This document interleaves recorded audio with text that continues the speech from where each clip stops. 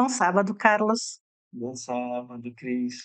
Bom sábado também àqueles que estão em casa a nos assistir. Eu queria convidar a todos que possam estar aqui conosco. Nós hoje vamos recapitular a lição número 10. É muito bom tê-lo aqui novamente para estudarmos juntos a lição número 10. Obrigado, Cris, pelo convite, obrigado pela sua disposição também de estar aqui conduzindo, né? Lição em Foco. E eu espero que você em casa continue conosco, porque aqui tem coisa boa. É uma lição muito interessante. É o que estávamos aqui a falar antes aqui de iniciar. Parecia uma lição muito simples, mas é uma lição muito enriquecedora, muito mesmo. E podemos começar então aqui com o título, que é Arrependimento e Perdão. Geralmente a lição de sábado ela não traz assim conteúdos assim muito grandes, mas eu achei essa introdução muito importante. Que vem É. falando aqui sobre o povo de Israel. Estavam ali corrompidos, né? Estavam. Estavam corrompidos, estavam ali sem a presença de Moisés. Moisés tinha subido ali ao monte, estava a conversar com Deus e ficou ali alguns dias, não é? E o povo sentiu-se ali um pouco perdido com aquela ideia de será que ele volta? Será que ele não volta? Será que ele morreu?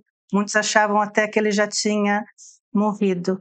E o que seria deles ali? Será que eles iam ter fome? O que eles iam passar? Eles já estavam tão calejados dos anos todos e mostra ali que eles não estavam preparados, né? Não.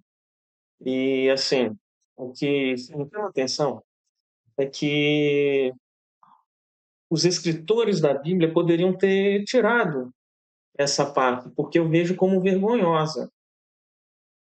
Mas não. Deixaram essa parte por quê?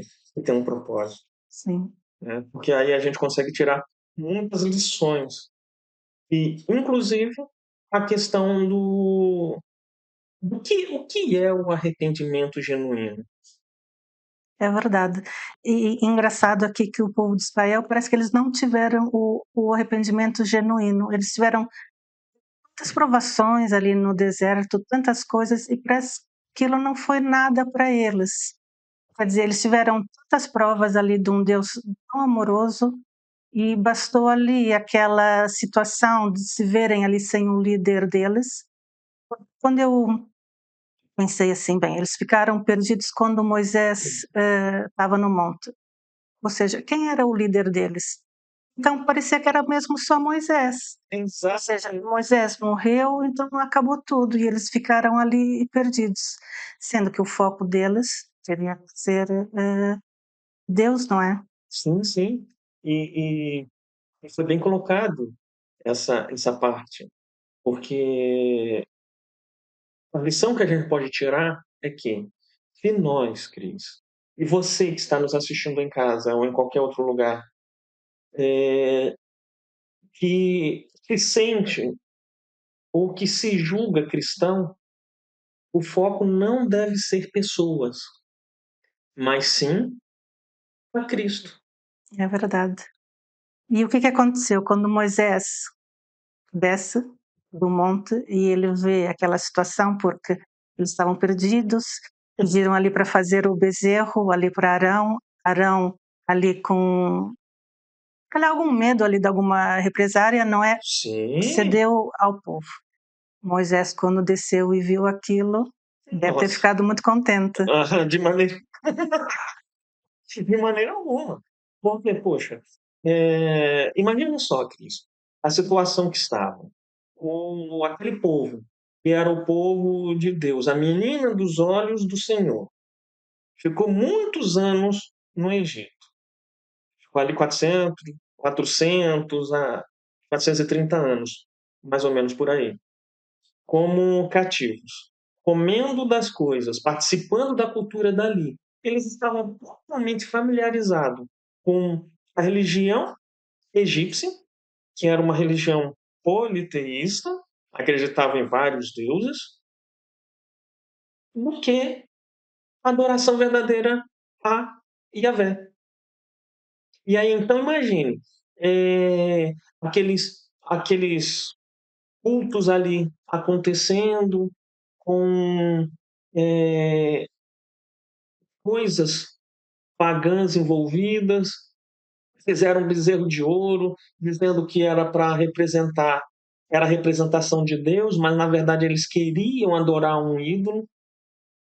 E Moisés tinha recebido ali ordem divina para não adorar ídolo.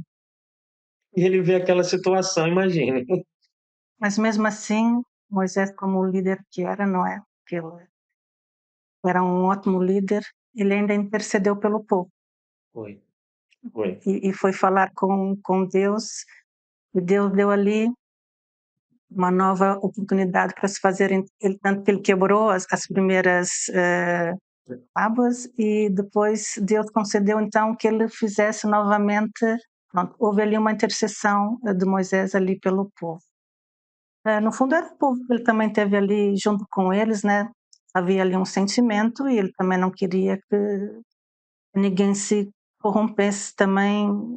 Na verdade ele queria salvar a todos, né? Ele não era o salvador, mas é como se fosse isso. Ô, Cris, e a sua colocação está levando para uma outra parte do título do nosso estudo.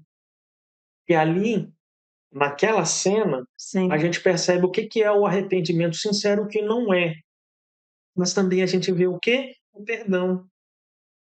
é verdade. A gente vê a magnitude de Deus sendo demonstrada através do perdão, porque ele poderia muito bem ir destruir todo mundo que estava ali envolvido.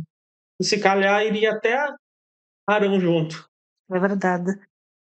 E Deus é tão bom que depois eu queria ler aqui Êxodo 34, aqui no versículo 10. Depois Deus ainda fez uma aliança. Fez.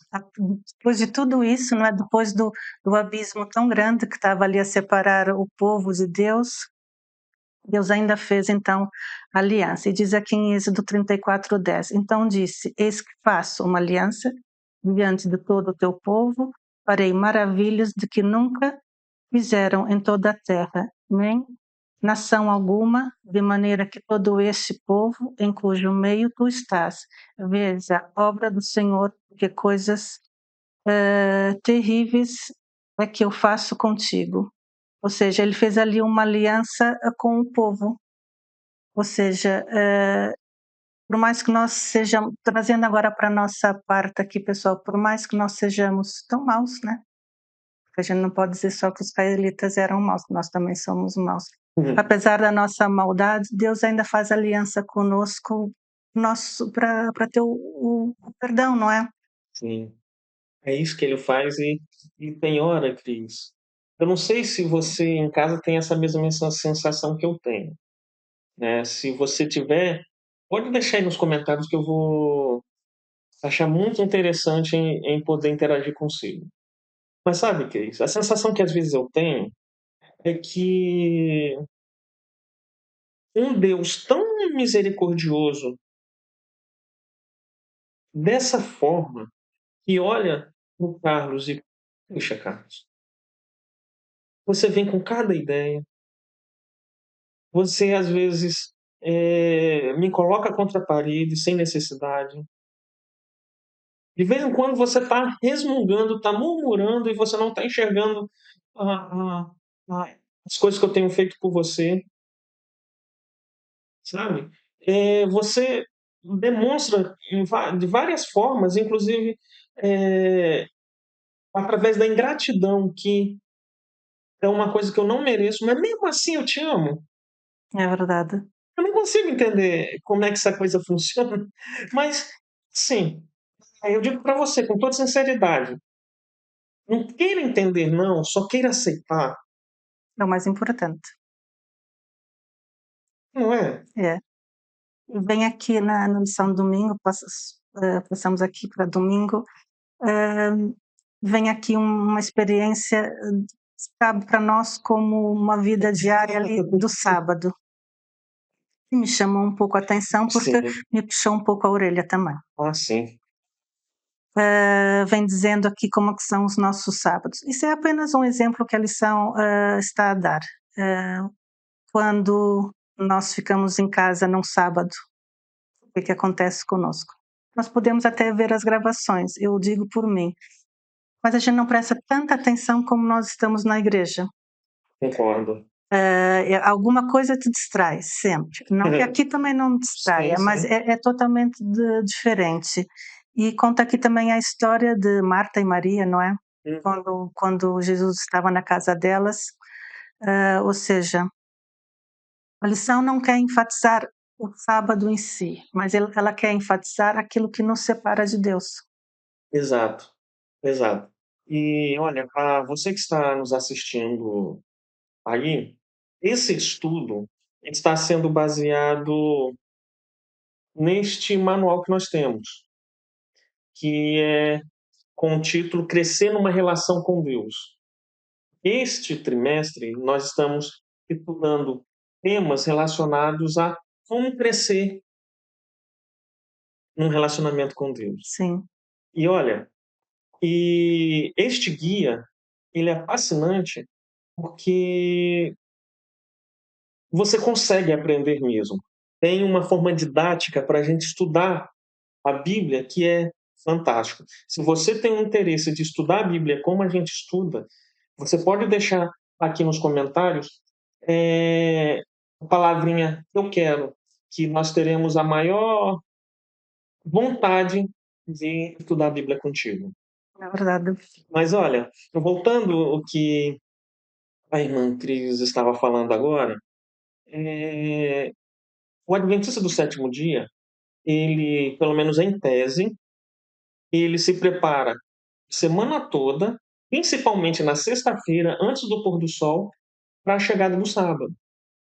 Porque nós acreditamos, Cris, que o sábado é o melhor dia da semana. É um presente, né? É um presente. É, E assim, o que a irmã Cris estava falando é o seguinte: é bom você estar assistindo a gente e que bom que você está prestando atenção no que nós estamos aqui abordando. Mas você ter a experiência de estar na casa do Senhor, de estar ali vivendo ali aquele momento, estando ali no clima, sinergia com os outros irmãos e, e experimentando ali o repartir do pão do pregador, é uma experiência diferente do que vocês ficar a vida toda assistindo sermões em casa. é verdade. O próprio Jesus ia ao templo. É, Ele gostava de ir, ele gostava de interagir com todos, né? A leitura, e isso é muito importante para nós, porque tapa aquela lacuna que nós temos muitas vezes com o mundo lá fora. exatamente. E o que você trouxe, Cris, é que às vezes a gente fica o quê? Pô, apressado e ali agarrado com as coisas da vida, que a gente acaba o quê? Deixando o que que é o essencial. E o que que é essencial? É comida? É vestuário? Não. É escutar a palavra de Deus. E o engraçado é que neste guia tem a historinha de uma jovem senhora que está tão apressada com as coisas que a preparação durante a semana ainda não foi suficiente. E aí tinha alguma coisinha para ela fazer no sábado. E aí, irmã, só para deixar claro com relação a isso, é que nós podemos fazer qualquer coisa no sábado. Qualquer coisa no sábado. Mas desde que não venhamos a buscar os nossos próprios interesses, mas sim buscar o interesse de Deus e do próximo. Então, tem coisas que a gente só vai entender o sentido do sábado se a gente deixar de fazer. É verdade. Se a gente tira essas poucas horas São 24 horas, comparado Sim, a 7 dias da semana, são 24 horas, né? São 6 dias para a gente, vamos colocar assim, e o sétimo dia é para Deus. Se a gente pega e, e evita, como o manual conta a historinha de varrer uma coisinha aqui, fazer uma coisinha ali, desconectar do trabalho da semana e focar nas coisas do alto neste dia, é uma sensação fantástica. é verdade. E se nós não fazemos isso, nós já entramos aqui para a lição de segunda-feira. Pecado não guardar o sábado, né? É assim, muita gente justifica os seus pecados. Eu conheço muitas pessoas que trabalham ao sábado e justificam aquele pecado. Ou seja, eu preciso trabalhar ao sábado porque eu preciso ganhar o meu sustento, não é? Sim.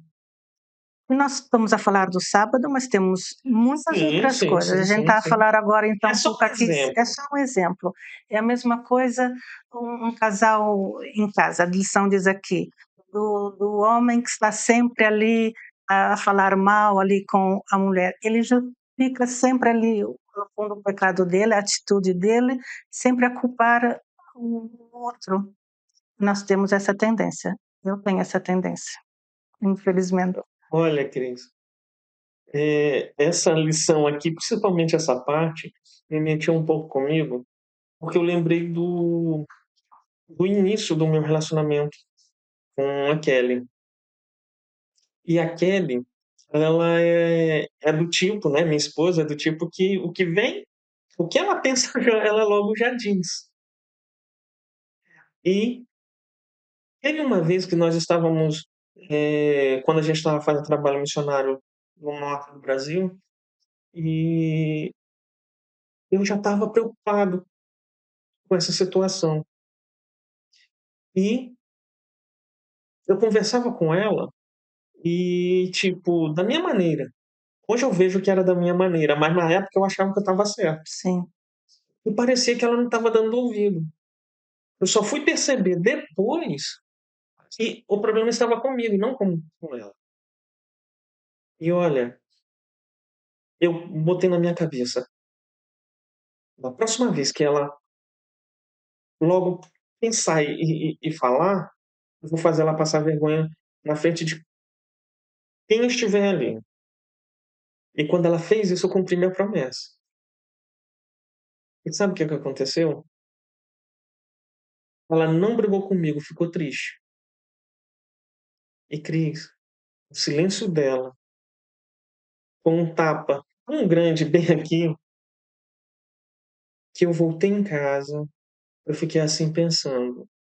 Eu sei que eu estava certo, eu sei que eu estava certo. Mas eu cheguei. Mas espera aí, será que eu estava certo mesmo? E como você falou, eu estava justificando o erro. Aí, claro, né, eu pedi perdão para ela e não cometi mais essa situação. Cometi outras coisas, né? Sim, Mas o que eu trago com essa ilustração? É que a gente não tem que justificar o que é injustificável. é verdade. Nós não podemos justificar os nossos pecados. Não. Não porque é errado muitas coisas que a gente faz. A gente é que pensa que às vezes não é. E quando a gente tenta justificar muito, é porque a gente não deixa o Espírito Santo trabalhar na nossa vida. Esse é o ponto. Esse é o ponto. Quando a gente está justificando, a gente está impedindo o Espírito Santo de agir. Você impede o relacionamento ali com Deus. Hum. Fica aquela lacuna, Fica. porque nós somos pecadores, né? Nós somos pecadores, isso não há volta a dar. Nós não podemos é acariciá-lo, não é? Exatamente. É exatamente isso. Porque se a gente acaricia é porque a gente não quer o perdão. E vem de encontro e porque a gente não quer que o Espírito Santo trabalhe em nós. Está o nosso eu acima de tudo. Exato. E não pode ser. O Espírito Santo pode nos ajudar a vencer os nossos pecados, só Ele. Nós, por nós próprios, não conseguimos. Não. É, é uma, é uma, é algo, é uma batalha, é uma batalha vencida. É uma batalha vencida. Mas não que a gente saia como vencedor, mas como a gente já sai como derrotado. Porque a gente já vem com o nosso DNA em torno de 6.000 anos para 7.000 anos, essa coisa de querer pecar. A gente já está nessa desvantagem. Nós não somos perfeitinhos, Sim, não somos. mas a gente já tem essa desvantagem. Então, se a gente começa a querer achar que está certo e dar razão pelas nossas atitudes, né? Como foi o estudo da semana passada com relação a lei e pecado. Se a gente justifica o pecado, o Sim, que acontece? A gente está sendo condenado. não saímos daquilo. Eu acho muito interessante e eu queria deixar aqui para quem está a nos assistir lá em casa, que lessem aqui João 16, de 7 a 8.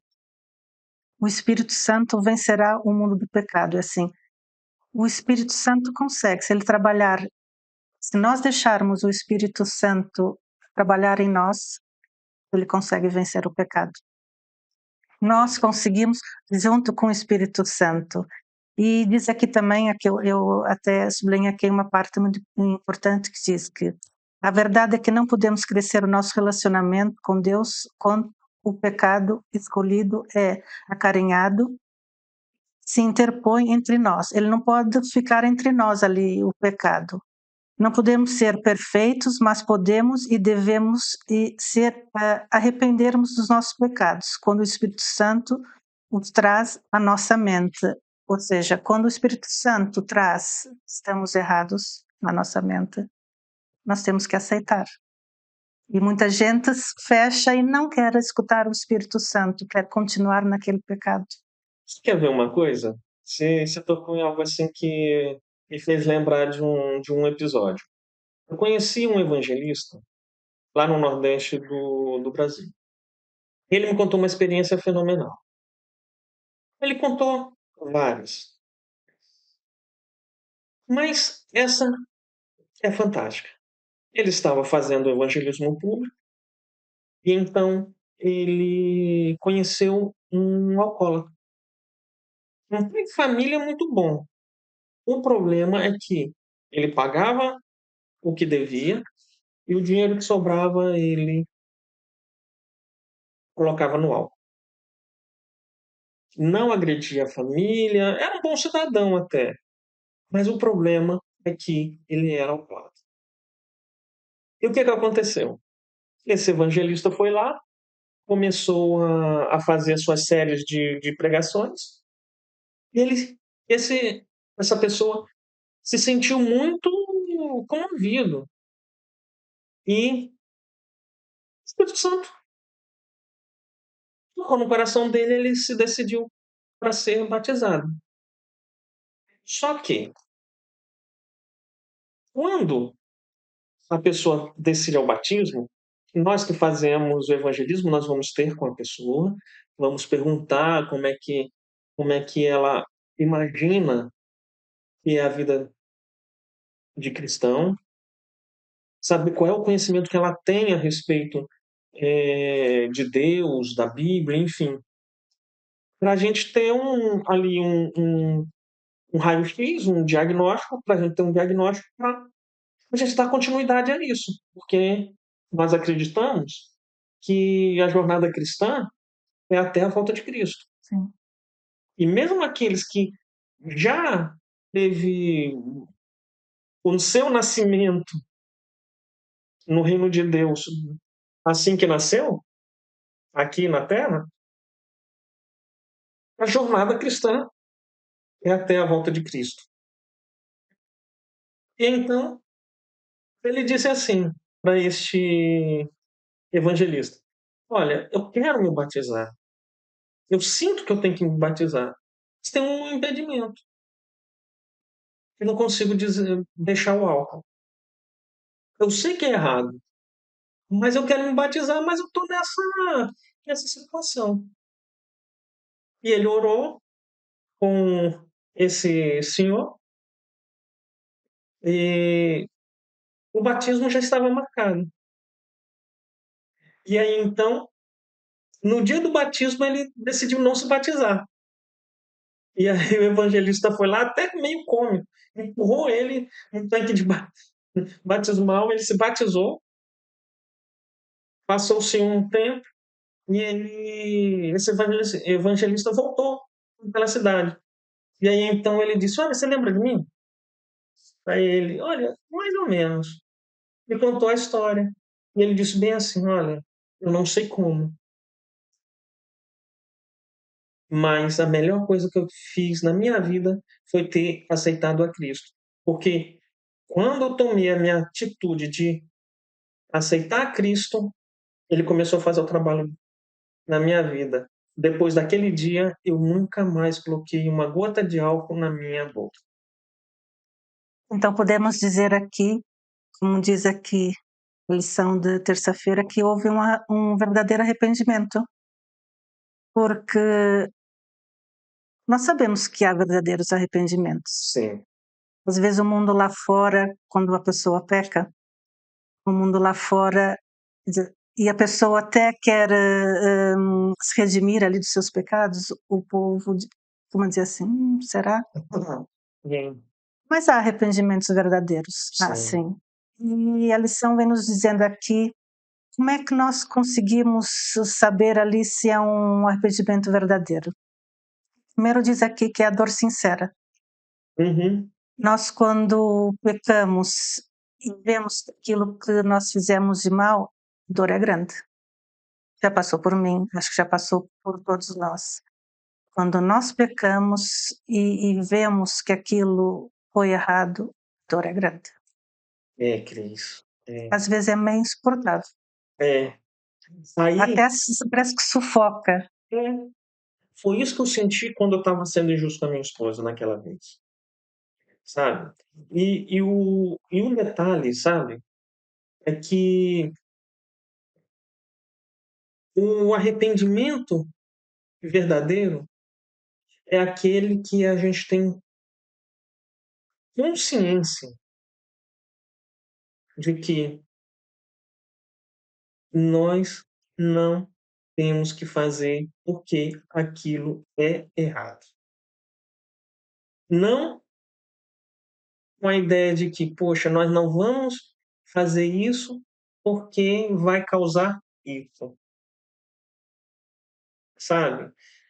A tendência é a gente achar que estamos sendo pessoas arrependidas, sinceramente, porque a gente está pesando a consequência. A gente tem medo da consequência. Puxa, o que foi que eu fiz? Agora, a partir de agora, eu vou ter que conviver com esse problema. O verdadeiro arrependimento é aquele do tipo: olha, eu fiz isso, mas não devia fazer porque é errado. Exato, a gente não pode se arrepender por medo das consequências. Muitas vezes a gente tem medo das consequências. É, E não deve ser aquilo que está a dizer, e muito bem, a gente tem que se arrepender, realmente aquilo é errado e magoamos a Deus. Se a gente está a fazer aquilo, não somos só nós que sofremos. Deus sofre muito. E quando a gente se arrepende, a gente tem que pensar não só em nós, na nossa libertação, mas também em Deus, não só em nós. E qual é a forma que a gente consegue ver ali se a gente se arrependeu verdadeiramente? Pelas nossas atitudes no seguir, na continuidade da nossa vida. Ou seja, quando aquele pecado nos dói tanto e a gente pensa assim, Jesus, não, eu sei que ele está a chorar porque eu fiz isso, e a pensar nele também. da dor que a gente causou e a gente deixar de fazer isso. A gente não pode voltar. Se a gente volta àquele pecado, não faz Não sentido. faz sentido, exatamente. Exatamente. Não quer dizer que a gente não venha a pecar outros pecados, porque a gente até, enquanto a gente houver vida, a gente infelizmente vai pecar. É. Mas temos que deixar aquele pecado de vez para trás. Sim, porque o Cris, você fala uma coisa assim muito, muito certeira, porque assim, a jornada cristã, ela é feita de altos e baixos. Você, com a ajuda do Espírito Santo, consegue vencer um problema hoje. Quando eu falo problema, o pecado. Né? E, volto a dizer, nós já dissemos isso aqui, não é a gente que consegue vencer o pecado. É Cristo que já venceu o pecado. Sim. E Ele que nos dá poder para resistirmos ao pecado. Mas, voltando à ideia, a gente vai cair. A gente vai cair. A gente pode até... Vamos pegar a historinha do álcool. O meu fraco é um exemplo. É o álcool. Era o álcool. Por algum milagre, eu não estou mais colocando álcool no meu corpo. Mas Satanás, ele vai ver que você tem inclinações para fazer outras coisas. Não está mais consumindo álcool. Não está sendo negligente com a família por causa do álcool. Mas eu estou vendo que ele tem aí um apetite muito, sabe, acima do normal para comer coisas que não deve comer. É só um exemplo. Também é pecado. Exatamente. Né? Mesmo no mundo secular, gula, Sim. né, é um dos 7 pecados capitais, vamos colocar dessa maneira. Mas então... E só abrindo aqui um parênteses, e muitas vezes a gente se esquece dessa parte, porque até passa desapercebido. A parte da alimentação, era só aqui um parênteses, mas também caímos aqui no pecado, sim. Então, o verdadeiro arrependimento é aquele onde a gente vê, puxa vida, eu estou fazendo isso e não estou me dando conta disso. Mas agora aconteceu que Deus está me mostrando que eu estou errado. Porque às vezes a gente não são mesmo, sabe? É que nem na lição passada, das distrações. Sim. Pode ser uma distração boa, mas se nos direcionar para algo que não é Cristo, é problema. Sim, olha, e por isso que uma parte muito importante aqui é que tanto João Batista como Jesus, eles estavam sempre a dizer: arrependei-vos. Há muitas partes na Bíblia que é sempre arrependei-vos, porque ele já sabia o que ia ser aqui a nossa vida. E se nós não nos arrependermos, nós nunca vamos estar conectados com Deus, porque o intuito aqui é a vinda de Deus, não é? Se nós não nos arrependermos, não temos a nossa vida espiritual em dia. Não conseguimos ali a comunhão com Deus. Exatamente. Exatamente. E o arrependimento, ele é essencial para o relacionamento. Né?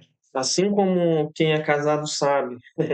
E engraçado, Cris, que a gente homem, alguns brincam assim, sabe?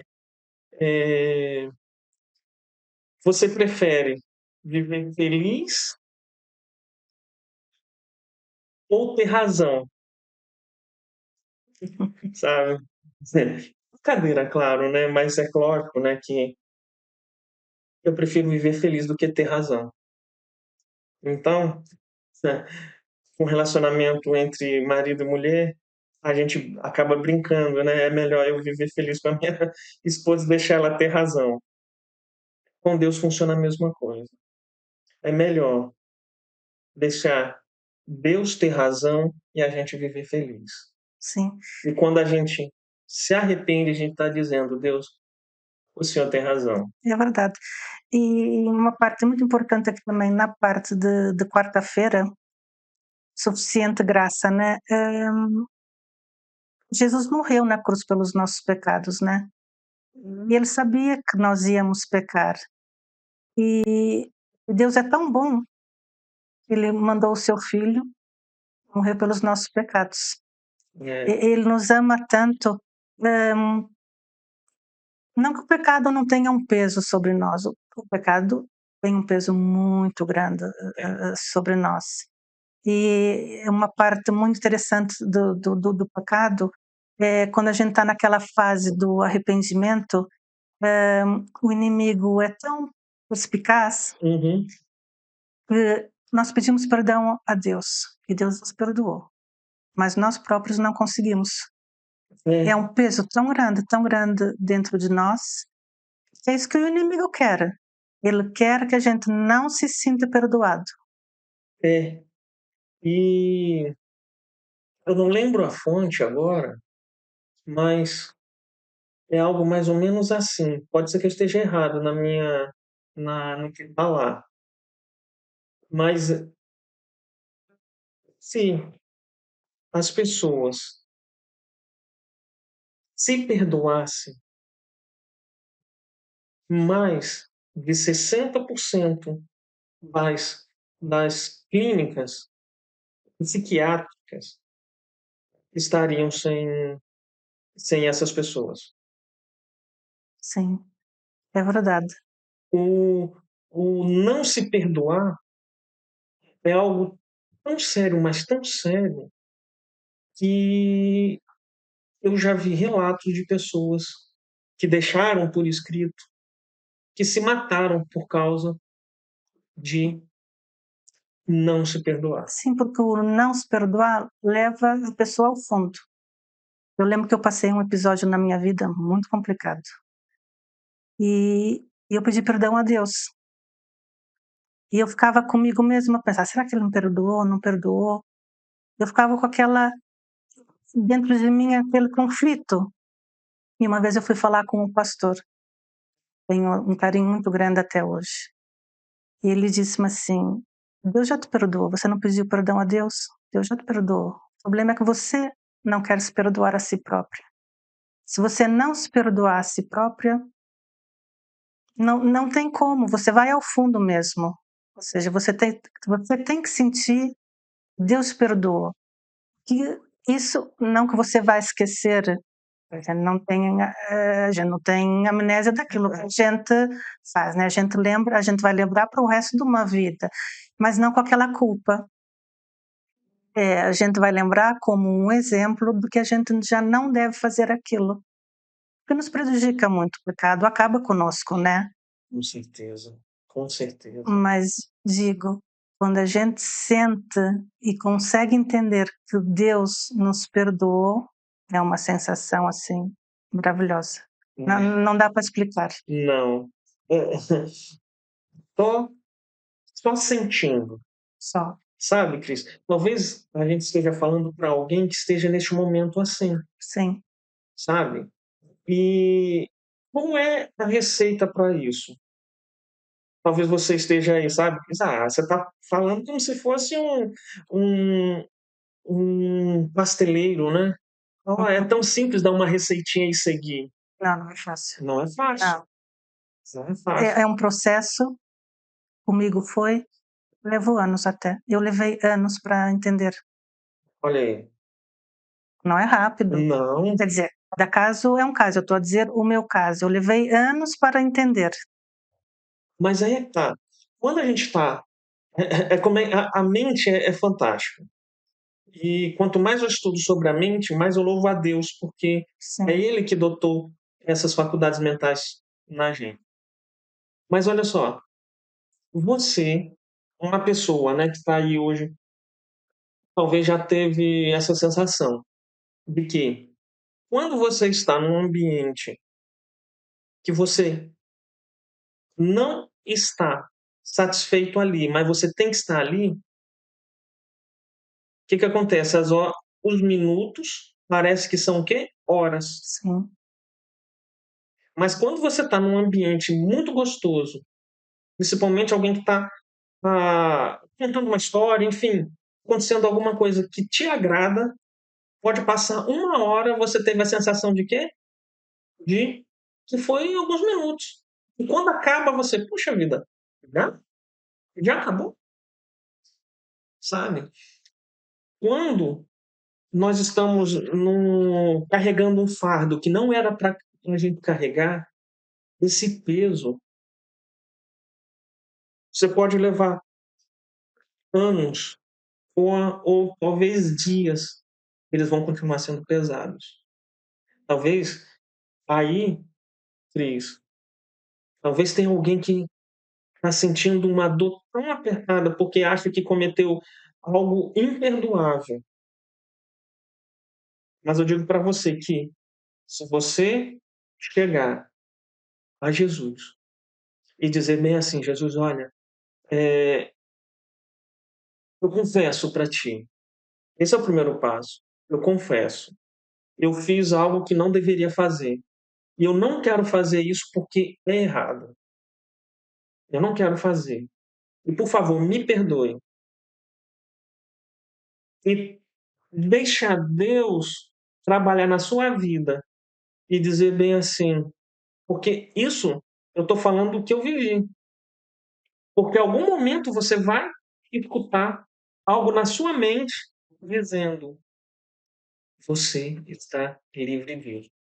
Talvez não com essa palavra, mas você, quando entender isso, você vai sentir que o seu fardo foi tirado e aí você está livre, liberto para continuar a sua vida. É algo fascinante. É verdade. É a voz do Espírito Santo, né? É. Quando a gente escuta isso, né, a gente não escuta ali nitidamente, pronto, a gente escuta no nosso coração, né? Ele não está ali a falar de voz alta. A gente sente quando nós somos perdoados que foi o Espírito Santo que atuou em nós. Sim. E vem de encontro aqui com a lição de quinta-feira, também é muito interessante, aqui por causa da parábola das bodas, né? Uhum. Todos nós somos chamados, ou seja, a parábola diz muitos serão chamados, não é? Muitos serão chamados, mas poucos escolhidos, infelizmente. É. E isso que às vezes me preocupa, porque tem dois lados aí da minha preocupação. A primeira é que eu corro grande risco de não estar nessa boda. Essa é a preocupação. Mas aí, quando eu vou lá para Pedro, eu vejo que preocupações, ansiedades, nesse sentido, eu jogo na mão do Senhor porque Ele tem cuidado de mim. E a segunda é que tem tanta gente que talvez esteja nos assistindo hoje que não tem noção o quanto Jesus Cristo quer dar uma roupa nova. Exato. Aí você, pô, mas roupa nova? Ah, mas eu tenho roupa nova. E se eu estiver falando para alguém que é rico, ele sabe muito bem o que é isso, porque o rico, ele já. A gente sabe que é rico algumas vezes por causa da forma que ele se Sim, veste. Mas Deus quer dar uma roupa nova, de linho. O que significa isso? Significa Ele quer te dar a salvação. É verdade. Ó, e há uma parte ali na parábola das bodas, é que ele chamou ali para a boda do filho, não é? Ele chamou várias vezes, os servos foram chamar várias vezes os convidados e eles não queriam vir. E até que ele se chateou, disse É, assim: olha, eles não querem vir, então, olha, vão e chama então quem quiser vir. sim. E veio muita gente. E veio um que não estava com as vestes que eram próprias ali para a boda. Ou seja, ele veio com o seu eu. Eu não preciso ir com a roupa que tem que ser. Ou seja, no fundo, a parábola mostra ali que a gente tem que andar conforme Deus quer. Ele foi chamado, mas ele foi como ele quis. E a parábola não nos ensina isso. Ou seja, a parábola nos ensina que nós temos que estar preparados quando somos chamados. Nós não podemos ir a Deus de qualquer maneira. Como a gente já disse, o arrependimento é para todos. Jesus morreu para todos. Basta nós querermos. Exato. Na lição passada, veio ali uma parte que era sobre Sansão, não é? Aham, Eu gosto muito da história de Sansão, ou seja, ele viveu ali a vida toda dele no eu dele, né? sim. Com as vestes que ele quis. Ou Exatamente. seja, só no final ali da vida dele é que ele entendeu e quis vestir as vestes e o plano que Deus tinha para ele. E é o que acontece hoje também. Se Exato. nós não vestirmos as vestes que Deus quer, se nós não seguirmos aquilo que Ele quer, vai acontecer na Buda, nós vamos ser retirados, nós não vamos estar próprios dos acontecimentos finais que é a volta de Deus. Exatamente, Cris. E essa colocação é fascinante, porque o, ele te chama da forma que você está. Mas quando ele te chama e você aceita, em hipótese alguma, você vai ficar do jeito que está. Porque não tem como. A não ser que você chegue para Deus e diga bem assim: Deus, tudo bem, você está me chamando, mas eu não quero. Eu quero viver a minha vida. Eu não quero a roupa que você está querendo me dar para eu estar perto de ti. Aí, sabe o que ele vai fazer? Por amor que ele tem a ti, ele vai respeitar a sua decisão. É isso que eu sou fascinado. Por essas e outras, eu sou fascinado por Deus. Porque ele respeita até minha decisão de querer me destruir. Sim, Mas não porque ele não está nem aí. O que ele quer é problema dele. Não tem nada a ver com isso, não. Porque ele me ama e ele quer me ver bem.